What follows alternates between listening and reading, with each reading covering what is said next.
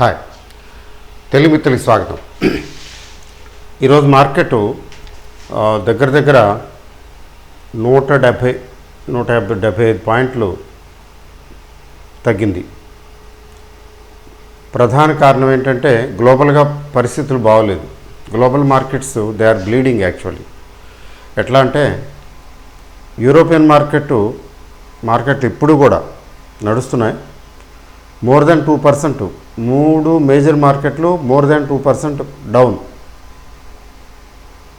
కిందసారి కూడా ఒకసారి 200 పాయింట్లు తగ్గింది కదా, అప్పుడు కూడా ఈ యూరోపియన్ మార్కెట్స్ దగ్గర 1.5 to 2% ఆ రోజు తగ్గాయి. ఆ రోజు మన మార్కెట్ కూడా తగ్గింది. యూరోపియన్ మార్కెట్స్ మరీ బాగా తగ్గటంతో దాని ప్రభావం ఒత్తిడి ఇండియన్ మార్కెట్ మీద ఉంది.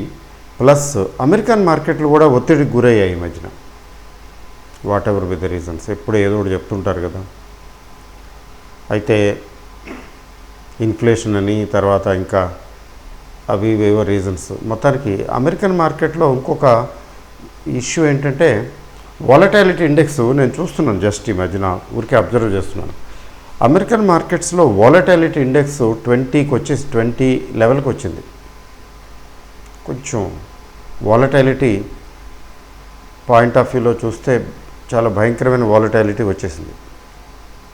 అయితే ఇండియన్ మార్కెట్లో తీసుకున్నట్లయితే ఈరోజు విక్స్ పెరిగింది, కానీ మార్కెట్ తగ్గుతున్నప్పుడు విక్స్ పెరగటం విశేషమే ఉంది. కానీ మనం ఇప్పటికీ కూడా 13%, 13 లెవెల్లో ఉన్నాం. పర్సెంట్ కాదు, ఈరోజు 4%, 5% దాకా పెరిగింది volatility index. In spite of that volatility index number ఇండియాలో అరౌండ్ 13 ఉంది ఇప్పుడు ప్రస్తుతానికి. 12.5, 13 మధ్యన ఉంది. అంటే ఇబ్బంది ఏం లేదు, ప్రస్తుతానికి ఇబ్బంది ఏం లేదు. అయితే ఇది ఉధృతం అయితే ముఖ్యంగా రేపు ఇప్పుడు అమెరికన్ మార్కెట్లు ఈరోజు కూడా మోర్ దాన్ 1% ఓపెనింగే కొట్టిపారేశారు. ఇది అమెరికన్ మార్కెట్ రికవర్ అవుతుందా, లేకపోతే ఇంకా వెళ్ళిపోతుందా, కంటిన్యూ అవుతుందా, that we have to see. But one thing is for sure, ఏంటంటే గ్లోబల్ మార్కెట్స్ కండిషన్ బాగోలేదు. తర్వాత ఏషియన్ మార్కెట్స్ కూడా ఈరోజు అన్ని రెడ్లోనే ఉన్నాయి. మనం ఇంకా 170 పాయింట్స్ వరకే, అంటే 1% తగ్గింది సుమారుగా. 1% చెప్పాలంటే పెద్ద మేజర్ ఫాల్ కాదు compared with other European and other Asian counterparts. American మార్కెటే ఓపెనింగే దగ్గరలోనే 1.5, నాస్డాక్ 1.5%కి దగ్గరలో ఉంటే, సో ఆ విధంగా చూస్తే ఈ ఇండియన్ మార్కెట్ ఇప్పటికీ కొంచెం ఉంది, సజావుగానే ఉంది. బ్యాడ్ న్యూస్ అలా గ్లోబల్ మార్కెట్స్, ఆ గ్లోబల్ మార్కెట్స్ ఇన్ఫ్లుయెన్స్ సాగింగ్ అలా కంటిన్యూ అయితే దాని ప్రభావం ఇండియన్ మార్కెట్ మీద కూడా పడుతుంది కదా. అయితే ఎక్స్పర్ట్స్ చెప్పడం ఏంటంటే స్టీప్ ఫాలు లేకపోతే భయంకరంగా పడిపోవటం లాంటి సిచ్యువేషన్స్ ఉండవు. మార్కెట్లో కరెక్షను సబబే, కానీ స్టీప్ ఫాల్ ఉండదు. కాబట్టి భయపడవలసిన పని లేదు అని. ఫండమెంటలీ స్ట్రాంగ్ షేర్స్ జాగ్రత్తగా అక్యుములేట్ చేసుకుంటే పెట్టుకుంటే ఏం కాదు, బాగానే ఉంటుందని.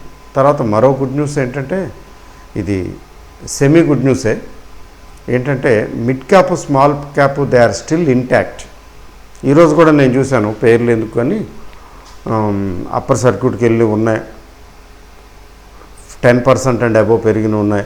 అయితే బాంబే స్టాక్ ఎక్స్చేంజ్ షేర్ అయితే, BSE స్టాక్ అయితే ఇవాళ 1300 దాటి వెళ్ళిపోయింది. 11% వన్ డే, ఒక్క రోజులో 11.5% ఏమో పెరిగింది. దీనికి అప్పర్ సర్క్యూట్ పెట్టడం లేదేమో, ఎందుకంటే అది BSE స్టాక్ కదా. BSE బాంబే స్టాక్ ఎక్స్చేంజ్లో ట్రేడ్ అవ్వదు, NSEలోనే ట్రేడ్ అవుతుంది. మరి NSE వాళ్ళు ఎందుకులే అనుకుని అప్పర్ సర్క్యూట్లు ప్రస్తుతం పెట్టొద్దులే ఈ స్టేజ్లో అనుకున్నారేమో. కానీ 20% అయితే తప్పదు, 20% రేంజ్కి అయితే అప్పర్ సర్క్యూట్ వచ్చేస్తుంది. బట్ 10%, 12% లెవెల్లో they are not thinking of probably.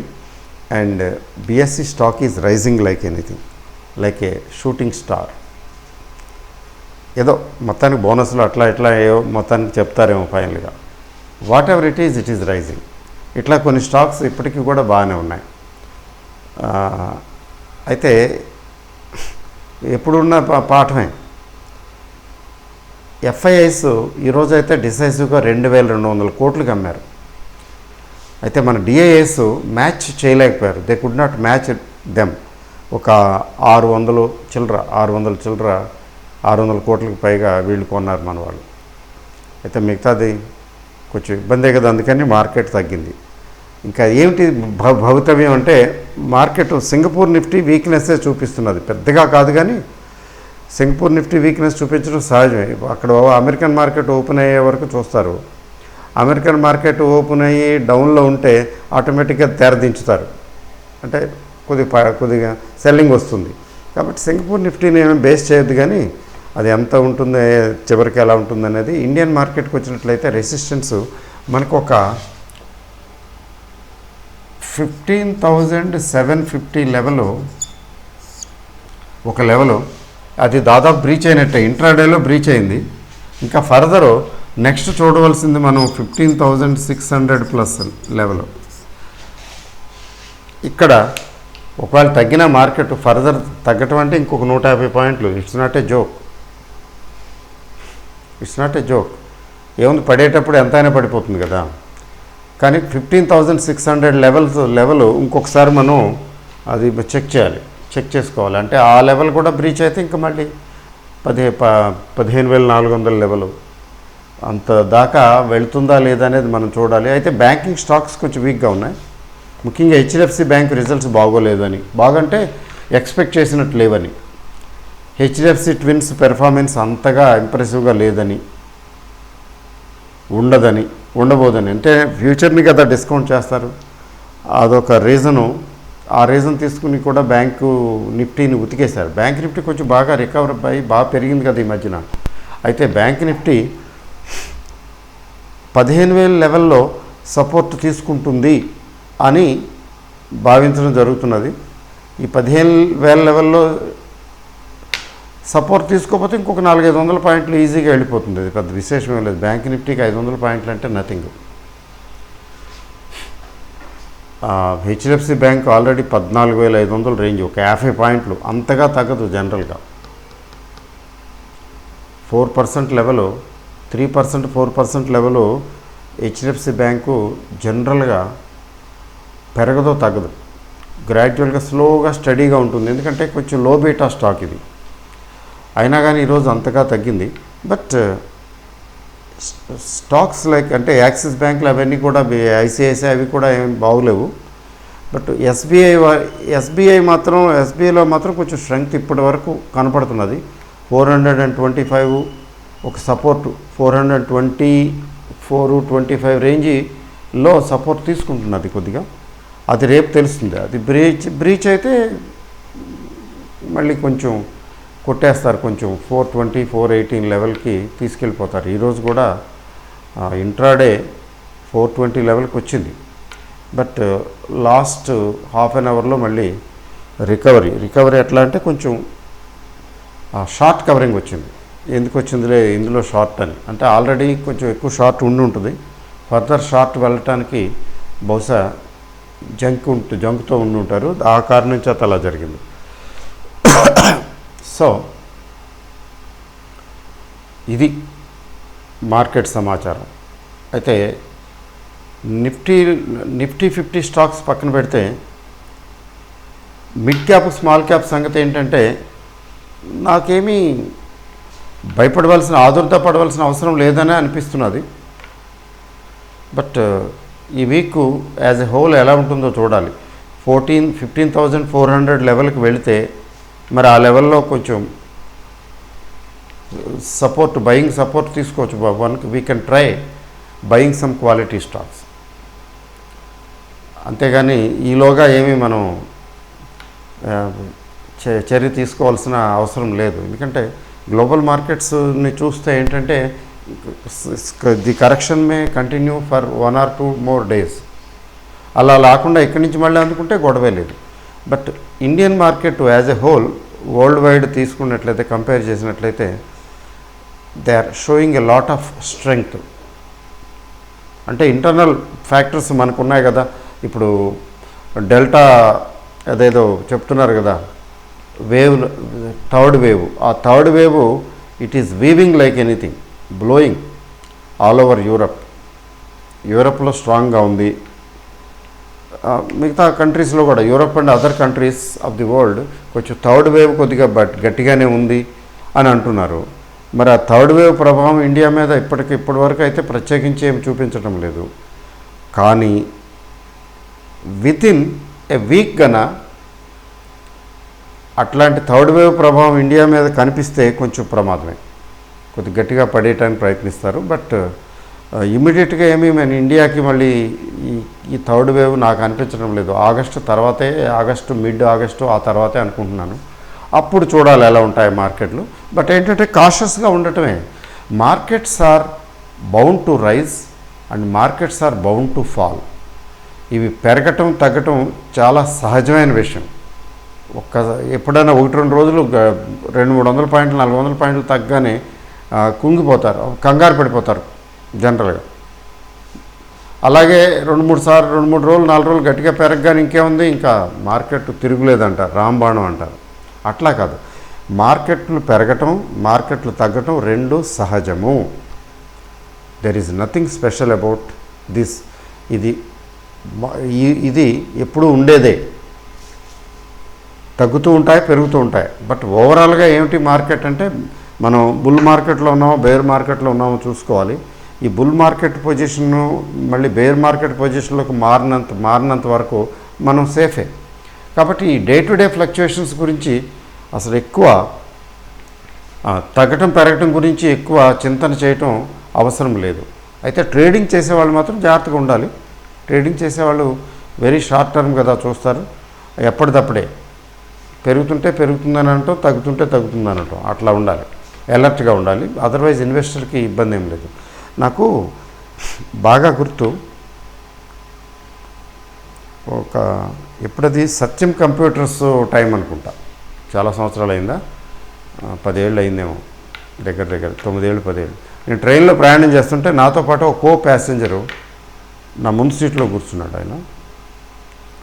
ఆయన అటువైపే వెళ్తున్నాడు, ఎక్కడ నార్త్. అయితే ఆయన స్టాక్ మార్కెట్ కనెక్టెడే, స్టాక్ మార్కెట్లో జాబో లేకపోతే ఏదో సంథింగ్ లైక్ దట్. ఊరికే మాట నేను దగ్గర పెట్టుకుని చూస్తున్నాను అనమాట. పడింది పడుతున్నది. ఆ రోజు అంత ఏదో మార్కెట్ పడింది పడుతున్నది. అయ్యో మార్కెట్ 10 ఏళ్ల కిందటి విషయం కదా, మార్కెట్ ఈరోజు it is falling today, market పడిపోతున్నదే అన్నాను. అతను చాలా క్యాజువల్గా, అంటే ఇన్వెస్ట్మెంట్ అది పెద్దగా చేశాడో అది నేను అడగలేదు. అదే ఉంది మార్కెట్లో రోజు ఉన్నదే, ఇది పెరుగుతుంటాయి తగ్గుతుంటాయి అన్నాడు చాలా క్యాజువల్గా. ఏమో మార్కెట్లో ఏమైనా పడుతుంటాయి పెరుగుతుంటాయి అన్నీ మామూలు అన్నాడు. అంటే చాలా న్యాచురల్గా క్యాజువల్గా తీసుకున్నాడు. అప్పుడు నాకు క్లిక్ అయింది, మెలిగింది. అంతే కదా, ఏంటి మార్కెట్లు పెరుగుతున్నాయి తగ్గుతున్నాయని ఇమోషనల్గా తీసుకుని ఆలోచిస్తున్నాను నేను. అతను చూడు ఎంత నిరాడంబరంగా సింపుల్గా చెప్పేశాడు. నిజమే కదా, పెరగటం తగ్గటం మామూలు కదా, పెరుగుతూ ఉంటాయి తగ్గుతుంటాయి అంతే. అంత ఇమోషనల్గా దాన్ని ఆ పెరగటాన్ని తగ్గటాన్ని తీసుకోకూడదు. అంటే ఈ మార్కెట్లు పెరగటాన్ని తగ్గటాన్ని ఈ విషయాన్ని ఇమోషనల్ లెవెల్కి తీసుకెళ్ళకూడదు, మైండ్కి తీసుకెళ్ళకూడదు. అంటే మైండ్ చేయకూడదు. ఇంకన్నీ మామూలు పెరిగింది, తగ్గుతుందా, అరే తగ్గుతుందే అంతే. మరి what about my investment, what about my money, what about my shares అని కదా అక్కడ ఇన్వాల్వ్ అయిపోవటానికి ప్రయత్నిస్తాం. అమ్మో అది తగ్గిపోయింది, ఇది తగ్గిపోయింది, అది పెరిగిపోతుంది, అమ్మేసుకుంటే బాగుండేది, ఇప్పుడు ఇంక ఉంచేసాను, మళ్ళీ తగ్గిపోతేనో. అంటే we are emotional attached because we have some investments. మనకి ఇన్వెస్ట్మెంట్సే లేవనుకోండి, ఆ ఇమోషనల్ అటాచ్మెంట్ ఉండదు కదా. అంటే ఎట్లా అంటే ఇన్వెస్ట్మెంట్ ఉన్నా కూడా లేనట్టుగానే, ఓకే ఉన్నాయి అయినా ఓకే, ఆ టైపు టెంపర్మెంటు డెవలప్ అయితే టెన్షన్ ఉండదు, తామరాకు మీద నీటి బొట్టులా ఉంటాం. అది డెవలప్ చేసుకోవాలి. అది డెవలప్ చేసుకోవడానికి ఏంటంటే కొంచెం బ్యాలెన్స్డ్గా ఉండాలి. We should play the game in a balanced manner. Balanced మేనర్లో ప్లే చేయటం అంటే ఏంటి, మళ్ళీ వెనక్కి వస్తే మన దగ్గర ఉన్న డబ్బులన్నీ ఈక్విటీల్లో పెట్టకూడదు. కొంత ఎప్పుడు క్యాష్ ఉండాలి మన దగ్గర. మార్కెట్లు పీక్ అవుట్ అవుతూ పెరుగుతూ ఉంటే చక్కగా ఎంజాయ్ చేయాలి, సెలబ్రేట్ చేయాలి. మార్కెట్లు పెరుగుతుంటే ఇప్పుడు చూడండి, ఇప్పుడు లాస్ట్ 1 year నుంచి పెరగటమే. రికవరీ పాత్, ఫస్ట్ రికవరీ, ఆ రికవరీ తర్వాత బుల్లిష్ మోడ్లోకి వచ్చేసాం, బుల్ జోన్లోకి వచ్చాం. అంటే చెప్పాలంటే బుల్ మార్కెట్లోకి వచ్చాం. Everyday is a day of enjoyment almost కదా. ఈరోజు కూడా నేను చూస్తున్నాను 250 రూపీసో 270 రూపీసో ఈరోజు పోర్ట్ఫోలియో లాస్ చూపిస్తున్నది. I felt very happy. Market 170 పాయింట్లు పడిపోతే నాకు 270 రూపాయలైనా ఈరోజు వచ్చిన లాస్ అని. అంటే అట్లా పడిపోలేదు, పడ్డది కానీ మార్కెట్ అట్లా పడిపోలేదు అనమాట. అంటే కొన్ని షేర్లు బాగానే పికప్ అయ్యాయి. ఓవరాల్గా మాత్రం పెద్ద ఏమీ ఇంపాక్ట్ లేదు. ఎందుకంటే ఈ బుల్ మార్కెట్లో ఉండటం ఒకటిను, తర్వాత మిడ్ క్యాప్ స్మాల్ క్యాప్స్ వీళ్ళు చెల్లించడం లేదు. అందులో స్ట్రెంగ్త్ ఇంకా బయింగ్ ఉంది, వస్తున్నది. అందుకని నా దగ్గర ఎక్కువ మిడ్ క్యాప్ స్మాల్ క్యాప్స్ ఉంటాయి, ఎక్కువ small caps. That is an indication. So పెరగటం తగ్గటం సహజం. ఆ విషయాన్ని గుర్తుంచుకునే ప్లాన్ చేసుకోవాలి ఇన్వెస్ట్మెంటు. ఆ విషయాన్ని గుర్తుంచుకునే బ్యాలెన్సింగ్ యాక్టివ్ చేయాలి, బ్యాలెన్స్ చేయటం నేర్చుకోవాలి. బ్యాలెన్స్ చేయటం అంటే ఫస్ట్ స్టెప్ నెంబర్ 1, బయట నుంచి అప్పులు తెచ్చి షేర్లు కొనకూడదు.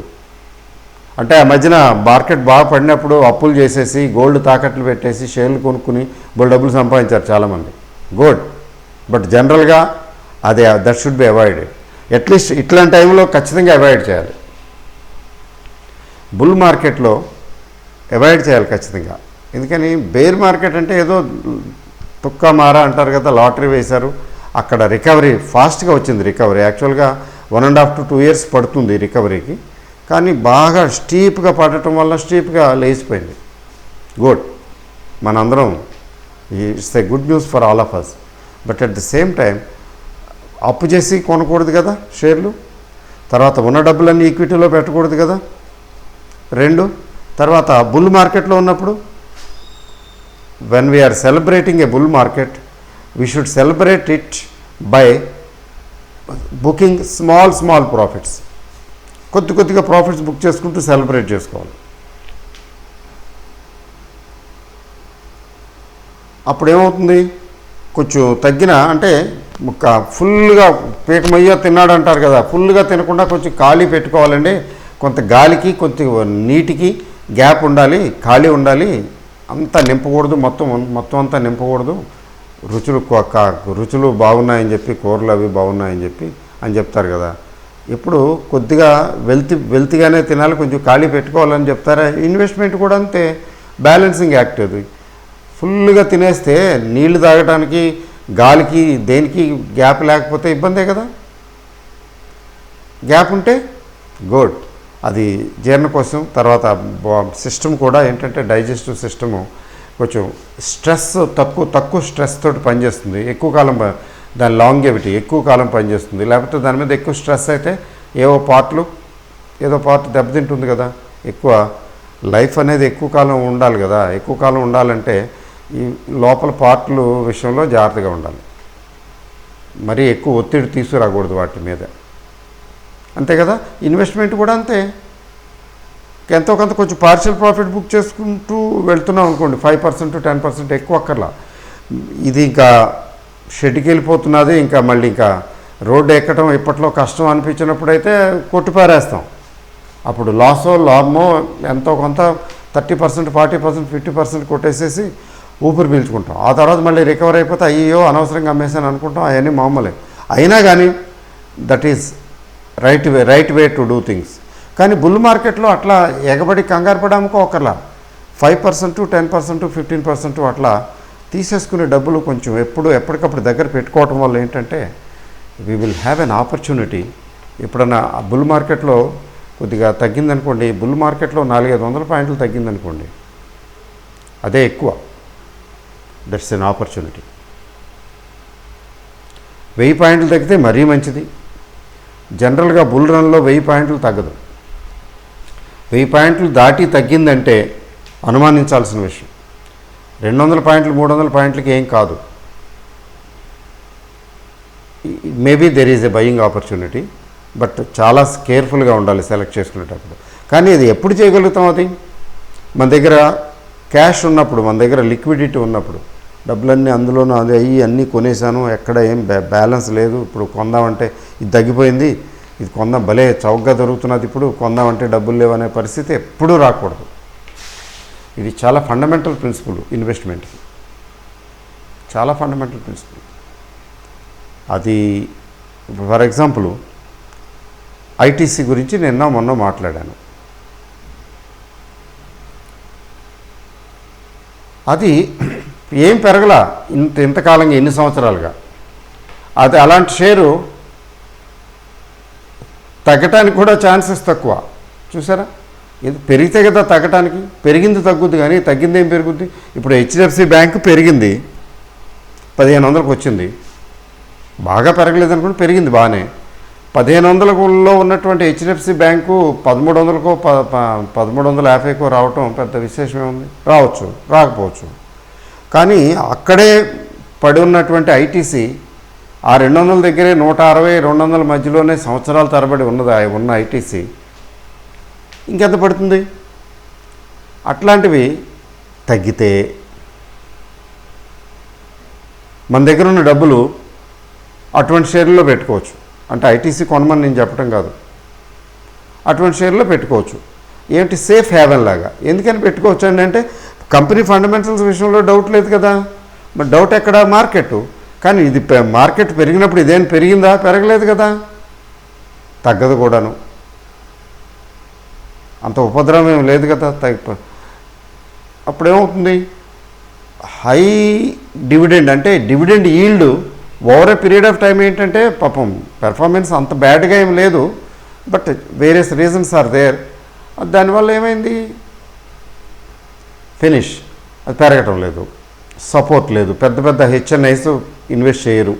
తెలియదు ఏముంది, ఎక్కువ డివిడెండ్ ఇస్తుంటే ఇచ్చే కంపెనీల్లో హెచ్ఎన్ఐస్ ఎందుకు పెడతారు? ఇప్పుడు పిఎస్యూస్లో కూడా ఎందుకు పెట్టరు? బోల్డ్ అంత డివిడెండ్ ఇస్తారు వాళ్ళు, డివిడెండ్కి బోల్డ్ ట్యాక్స్ కట్టుకోవాలి. చిన్న చిన్న ఇన్వెస్టర్లకు పర్వాలేదు. సో అందువల్ల అదొక రీజన్ కదా అది ఐటీసీ లాంటి షేర్లు పెరగవు. So we should take advantage of that. అది ఇట్లా ఈ స్టేజ్ నుంచి తగ్గిందనుకోండి, మనం ఫిక్స్డ్ డిపాజిట్ లాంటిదే, and probably it will give better yield, better result, better growth than fixed deposit. ఎందుకు? ఫిక్స్డ్ డిపాజిట్ అంత వడ్డీ, ఈ డివిడెండే ఇచ్చేస్తున్నది కదా, డివిడెండ్ వచ్చేస్తున్నది. ఆల్మోస్ట్ ఫిక్స్డ్ డిపాజిటే. ఫిక్స్డ్ డిపాజిట్ చేశాము, ఎప్పుడన్నా దానికి ఏదో కనికరించి వరుణుడు కురిపిస్తే అన్నట్టు అది ఎప్పుడన్నా ఒక 20% 30% పెరిగిందనుకోండి, సరే బయటకు వచ్చేస్తాను, డబ్బులు నా దగ్గర పెట్టుకుంటాను అని చేసుకోవచ్చు. అట్లా ఉంటాయి షేర్లు. అంటే బుల్ మార్కెట్లో కూడా పెరగని షేర్లు ఉంటాయి. అట్లాంటివి ఏదైనా కొంచెం ఇదిగా ఉన్నాయి, వీక్గా ఉన్నాయి, లేదా డౌన్గా ఉన్నాయి, కొద్దిగా తగ్గి ఉన్నాయి అని అనిపించినప్పుడు అటువంటి వాటిలో పెట్టేసుకోవచ్చు డబ్బులు. కొంచెం సేఫ్గా ఉంటుంది. అంటే బుల్ మార్కెట్లో ఇట్లా ఉంటాయి, జాగ్రత్తగా ఉండాలి. బేర్ మార్కెట్ స్ట్రాటజీ కొంచెం డిఫరెంట్గా ఉంటుంది. But what ever it is,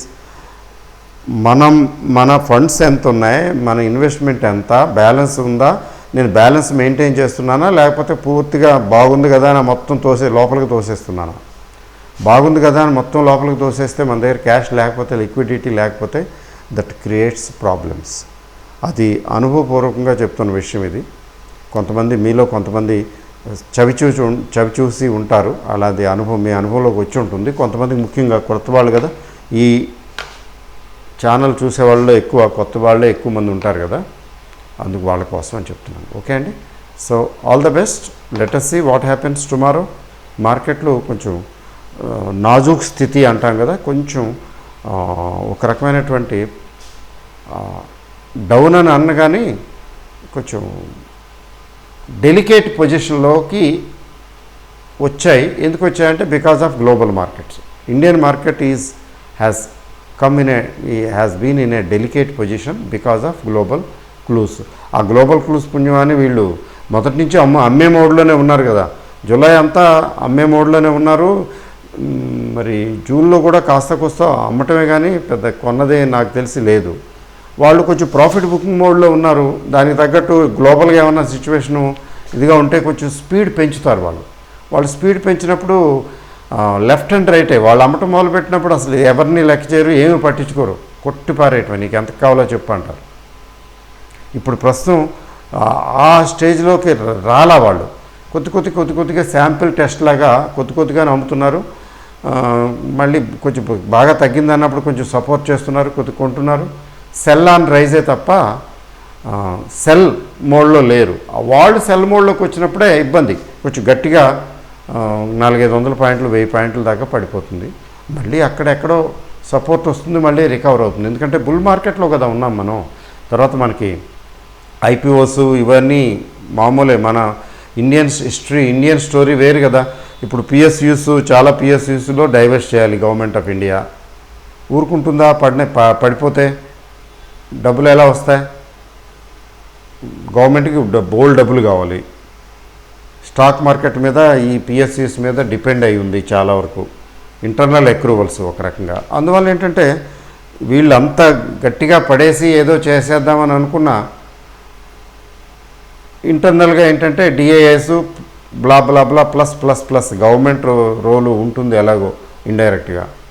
వాళ్ళు ఎక్కడో they come for the rescue, సపోర్ట్కి వస్తారు. రెండవ రీజన్ ఏంటంటే బేర్స్ వీళ్ళు డిఏఎస్ ఎఫ్ఐఎస్ కాకుండా బేర్స్ అంత యాక్టివ్గా లేరు. ఎందుకంటే దెబ్బలు తిని ఉన్నారు కదా, లాస్ అయిపోయి ఉన్నారు కదా. బేర్స్ అంతగా సాహసం చేయలేరు. ఈ ఫ్యాక్టర్స్ వల్ల ఏంటంటే బుల్ రన్ను సజావుగా నడుస్తుంది. మధ్యలో ఇట్లాంటి చిన్నవి వచ్చినా కూడా అది ధైర్యంగా ఉండాలి. All the best.